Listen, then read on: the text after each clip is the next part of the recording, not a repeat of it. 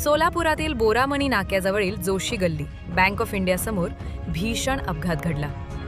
अज्ञात वाहनाने जोरदार धडक दिल्यामुळे दुचाकीस्वार विनायक वसंतराव कुलकर्णी वय 38 यांचा जागीच मृत्यू झाला.